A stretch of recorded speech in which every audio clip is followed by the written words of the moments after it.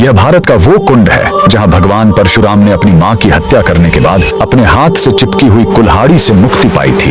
यह कहानी है महान ऋषि जमदग्नि और उनकी पत्नी पतिव्रता रेणुका की। कहते हैं रेणुका हर दिन नदी से कच्चे घड़े में पानी लाती थी और उनके सतीत्व के बल से वह घड़ा टूटता नहीं था। उनके 5 पुत्र थे जिनमें सबसे छोटे थे विष्णु अवतार परशुराम। एक दिन रेणुका ने नदी में कुछ गंधर्वों स्वर्ग के संगीतकार को जल क्रीड़ा करते देखा। उन्हें देखकर एक पल के लिए उनका मन मोह में पड़ गया और उसी क्षण उनके सतीत्व का बल टूटा और कच्चा घड़ा टूट गया। जब वो आश्रम लौटी तो ऋषि जमदग्नि ने अपने योग्य बल से जान लिया कि उनका मन भटक गया था। वो इतने क्रोधित हुए कि उन्होंने अपने पुत्रों को आज्ञा दी, अपनी माँ का वध कर दो। जब चारों बड़े भाइयों ने मना कर दिया तो क्रोधित पिता ने उन्हें तुरंत पत्थर बन जाने का श्राप दे दिया। इसके बाद परशुराम ने पिता की आज्ञा को अपना धर्म समझा। उन्होंने भारी मन से अपनी कुल्हाड़ी उठाई और अपनी ही माँ का सिर धड़ से अलग कर दिया। उनकी आज्ञाकारिता से प्रसन्न होकर जमदग्नि ने वरदान मांगने को कहा। परशुराम ने तुरंत अपनी माँ को फिर से जीवित करने और साथ ही पत्थर बन चुके अपने चारों भाइयों को भी मुक्त करने का वर मांग लिया। सब फिर से जीवित हो गए, मानो कुछ हुआ ही ना हो। लेकिन कहानी यहीं खत्म नहीं हुई।